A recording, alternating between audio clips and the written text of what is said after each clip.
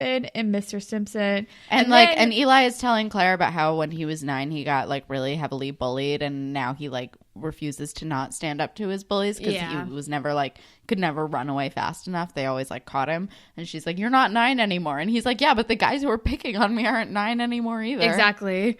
And then they admit everything to Mr. Simpson, and then Holly J and Sav are there, and he's like, "And you guys too? Like, what the fuck?" And I'm like, Holly J comes out in like the coat with like clearly very little underneath. I'm like, and Mr. Simpson has to handle way too much right now. Seriously. And then the cops are like, "We found this one stripping in a back room." And Mr. Simpson is disappointed and pissed. And he's like, when everyone gets back from break, there are gonna be big changes. And I'm like, that is ominous. What the fuck's going on? Poor Mr. Simpson who has to deal with all this bullshit. Seriously. And then it's the end of the episode. Crazy. A lot of shit fucking happens. So much shit happens. But Spirit Squad captain of the episode, I guess. I'm gonna go with Adam, the only voice of reason in both storylines. Yeah, let's go with Adam. That's perfect because everyone else is mostly terrible. It's just what the fuck. Ship Claire and Eli until things kind of fall to shit a little bit.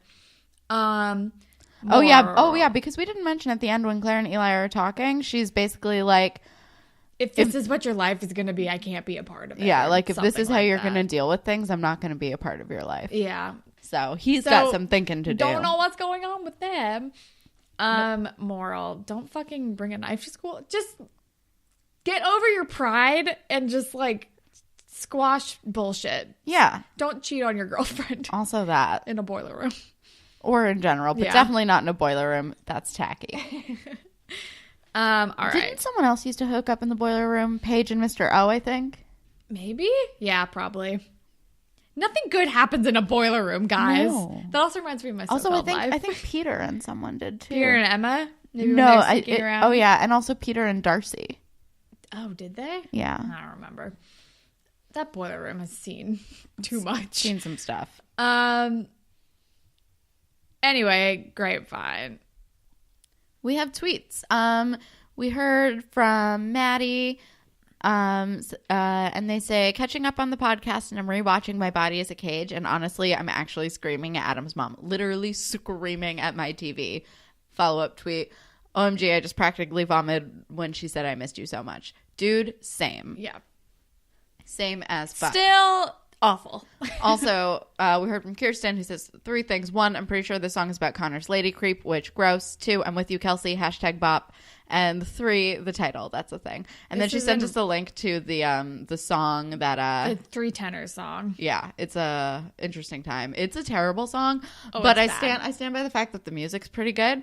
But the lyrics are bad, and they're definitely about the lady creep. Definitely about the lady creep. It's like, I just see you online. I want to meet you in person. When I meet you in person, I'll recognize. It's like shit like that. Yeah. It's bad. It's so bad. It's extremely bad. We also have a few emails. The first one is from Cody, and that's titled Weird Class Projects, and she says, "Hello, love. So I was listening to your most recent episode, and I was so surprised to hear your guys' take on the Eli Claire assignment. Of all the Degrassi homework assignments, this one rang the most true to some of my high school projects. So with that in mind, here were a few weird projects I did. 1, for freshman English, we had to do either a video or an acted out piece in front of the class based on a story we read that year. My partners and I did a Kurt Vonnegut story. We wrote a new scene set to the same dystopian world as the story. I may have used toy lightsabers for some reason. I can't remember. But we got an A. We were the only ones who didn't do a video. Side note, there was some intense drama between me and a good friend because we both wanted another good friend in our project group. He said he'd be in her group and then decided he'd rather be in mine. And angst over this lasted a whole 2 days, and there were many passive-aggressive notes passed." Remember passing notes? Yes. Remembering this has never made me feel happier to be in my 20s now. 2, sophomore year U.S. history, we had to make a video project about World War II. My best friend and I made a video about the role of women during the war. I wrote the script. We took an empty chocolate milk bottle and wrote liquor on the side of it so we could pretend to be drinking. In one scene, my character was supposed to find out her husband was dead. So my best friend's brother stepped in as the messenger. He read, incredibly monotone, off the script, "Sorry, your husband is dead. This is all that we found of him." And then held up a severed hand Halloween decoration. My friend's parents are really into Halloween, so our props department for this movie was amazing. There were also very forced references to Victory Gardens, and at one point my friend said, "Damn it." And when we screened it, our teacher goes, "Whoa, rated PG." We got the highest grade in the class for this ridiculous but well-researched kind of mess of a video. So yeah, the Claire Eli project felt very realistic to me. Also, this goth girl says Eli is definitely emo. I know it's technically too late for emo at this point, but I was talking to a group of teenagers the other day, and apparently emo is still a thing now, actually.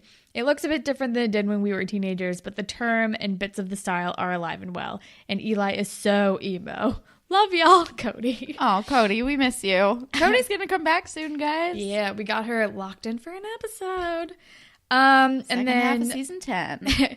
This next email is from Sandy, and it's titled Happy Snow Day. And we got this a little while ago when we had snow. Good morning from Massachusetts, where we are having a cyclone bomb of snow. Hope you're both home and warm. Longtime listener, first-time caller. Basically, I'm an old that has been watching Degrassi Junior High since my 7th grade social studies teacher would show us episodes every week. If I remember, PBS sent VHS tapes along with educational guides.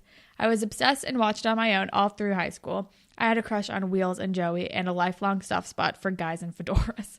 Oh boy. When Next Gen came out, I had to see what was happening and was hooked. I've been watching ever since, getting older every year, but still fascinated by this Canadian melodrama. I've been listening to your pod for a few months, catching up. I'm only on season 8, so still a bit to go.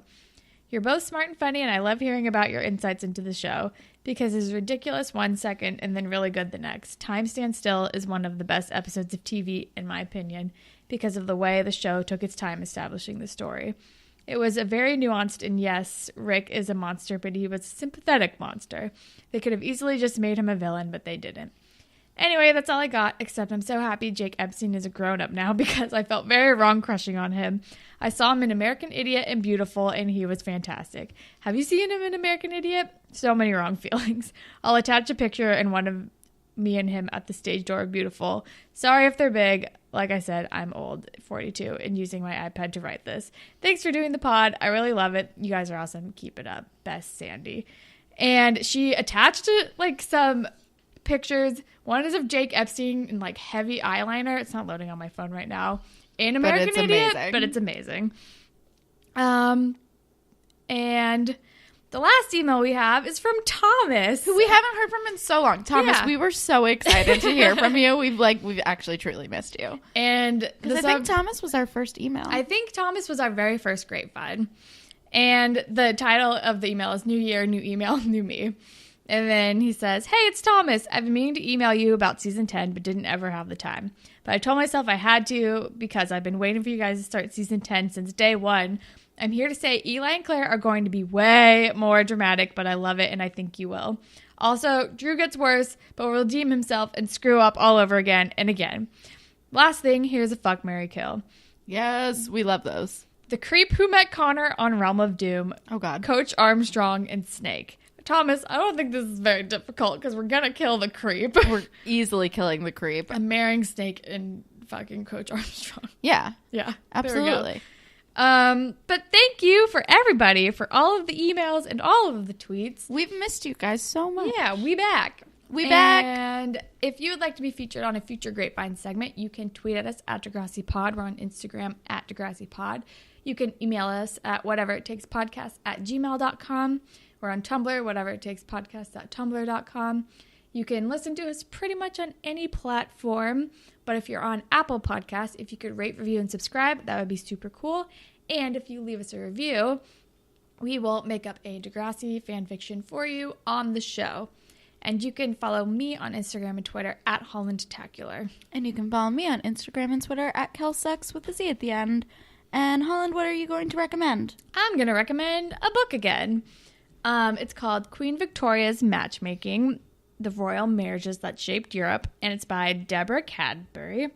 And it's basically about how Queen Victoria set up like a ton of her grandchildren with super influential and important people in Europe, creating like a dynasty that reached like like everywhere. And I just started it, but I'm really excited to read it. Nice. Have I recommended What We Do in the Shadows? I think I have. I think you did. Okay. Because I finally got around to watching that. It's so good. It's extremely good. So what I am going to recommend a year after it came out and has already been through the Golden Globes, etc. process is the movie Fences. Oh, yeah. I haven't watched that. It was fucking incredible. It was great. It blew my goddamn mind. It's so good. It's very much like a play. Like, I think it's based on a play. It's based on a play. Yeah. But it's amazing. Everyone in it is so good. It like fucks you emotionally. It's fantastic. Go watch Fences. It's on Amazon Prime. Sweet. You're just going through all those Prime shows and movies. I'm really, now that they exist, I really am. Actually, what I've mostly been doing is watching unsolved mysteries, but I've been occasionally getting in a good movie. Also, I'll recommend Unsolved Mysteries because it's a goddamn delight. All right. Well, that is all that we have for you guys today. Thank you as always to Jay for our wonderful theme song, and thank all of you for listening. Goodbye, Panthers. Bye, Panthers.